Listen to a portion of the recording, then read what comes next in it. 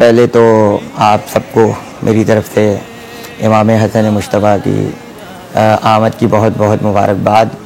और जब 15 रमज़ान की तारीख़ आती है तो रमज़ान की रूहानियत कुछ दोबाला हो जाती है। यानी एक तरफ तो ज़िक्र इलाही हो रहा है और उसके साथ साथ जो है वो फ़र्ज़ंद रसूल की तारीख़ का आना।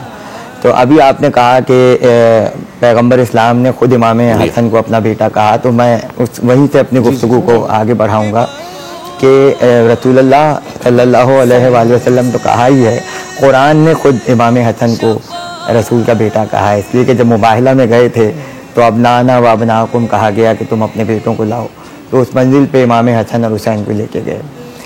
इमाम हसन बहुत सी खुसूसियात के हामिल हैं।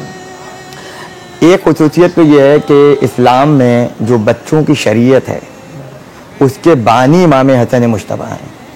इसलिए कि जब हम ये कहते हैं कि पैगंबर की सीरत जो है वो सबके लिए नमूना अमल है, तो हम ये देखते हैं कि हर मुसलमान की कोशिश है कि जैसे रसूल थे हम उसी तरह से ज़िंदगी गुजारें। यानी जैसी जवानी रसूल की थी वैसी हमारी जवानी हो, जैसा बचपन रसूल का था वैसा हमारा बचपन हो। लेकिन जब हम तारीख़ पर नज़र डालते हैं तो पैगंबर को बहैसियत नबी तो लोगों ने 40 साल की उम्र में पहचाना। अब आपकी जवानी कैसी थी? ज़ाहिर है उस अहद में ना इस्लाम था और ना लोग जानते थे, सिर्फ एक अब्दुल्ला के बेटे की हैसियत से पहचान दी। तो रसूल का बचपन जो था वो कौन बताएगा कि रसूल बचपन में कैसे थे? तो इमाम हसन मुश्तबा को मदीने में इसलिए भेजा गया, मैं मतलब मेरा ख्याल है 3 हिजरी में 15 रमज़ान को इसलिए आए कि लोगों के सामने रसूल का बचपन आ जाए। क्या बात है? कि रसूल बचपन में कैसे थे तो वो इमाम हसन को देख ले। और फिर जब आप आए हैं तो ज़ाहिर है कि पूरी एक इस्लामिक आइडियोलॉजी पेश की जा रही थी कि अगर किसी के घर में बच्चे की विलादत हो तो क्या शरई कवानीन उस पर लागू होते हैं, कैसे नाम रखा जाए, कैसे जानवर ज़िबा हो, कैसे अकीका किया जाए। और फिर ये कि कान में आज़ान, एक कान में आज़ान एक कान में अकामत देना, ये सारी चीज़ें उस वक्त नहीं थी क्योंकि दायरे मक्की ज़िंदगी इंतहाई अज़ियतों और इंतहाई मुसीबतों की ज़िंदगी है। और ख़ुद पैगंबर इस्लाम की ज़िंदगी में कोई ऐसा नमूना नहीं था बच्चे का, इसलिए कि सारे बेटे आपके बचपन में वफ़ात पा गए थे।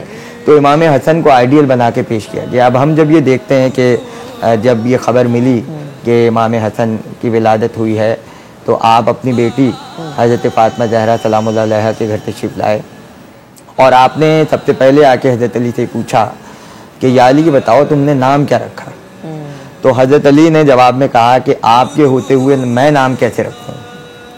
यानी यहीं से शरीयत बनना शुरू हो गई कि जब बेटा हो या बेटी घर में हो तो वो नाम रखेगा जो घर का सबसे बड़ा होगा। और फिर रसूलुल्लाह ने जवाब में कहा कि जब तुम मेरे होते हुए नाम नहीं रख सकते तो मैं खुदा के होते हुए नाम नहीं रख सकता।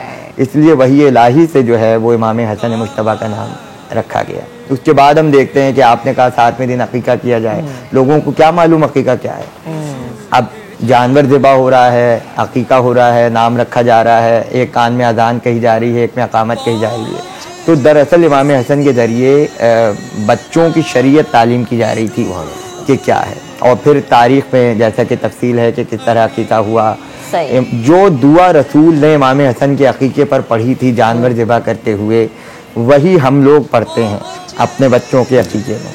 इसलिए कि ये चीज़ें चली हैं इमाम हसन से। फिर उसके बाद बच्चे के सर के बाल साफ़ किए जाते हैं, उसके बराबर चांदी दी जाती है। ये अमल सबसे पहले इमाम हसन की विलादत पे हुआ है। और फिर जब आप आगे बढ़ें तो हम ये देखते हैं कि बावजूद इसके कि कायनात के सबसे बड़े नबी के बेटे हैं और हज़रत अली के फ़र्जंद हैं, फ़ातिमा ज़हरा के बेटे हैं, लेकिन उसके बावजूद इस घराने में एक बच्चे की तरबियत का जो अंदाज़ सिखाया गया है उससे इंसान को बहुत कुछ सीखने का मौका मिलता है। कि एक दिन ऐसा हुआ कि हज़रत अली मस्जिद से अपने घर आए और हज़रत फ़ातिमा ज़हरा से कहा कि फ़ातिमा तुम्हें मालूम है कि आज कौन सी आयत नाज़िल हुई है? तो आपने फरमाया कि अबुल हसन मुझे मालूम है। ये कह के आपने पूरी आयत की तिलावत की। सही। अगला दिन आया, उन्होंने कहा फ़ातिमा आज कौन सी आयत नाज़िल हुई है? तो कहा अबुल हसन मैं जानती हूँ और आपने पूरी आयत की तिलावत की। तो उन्होंने पूछा कि आयत तो अभी नाज़िल हुई है, अभी मैं मस्जिद से आया हूँ, अभी अभी आयत नाज़िल हुई है, तुम्हें कैसे पता चल गया आयत कैसे आई?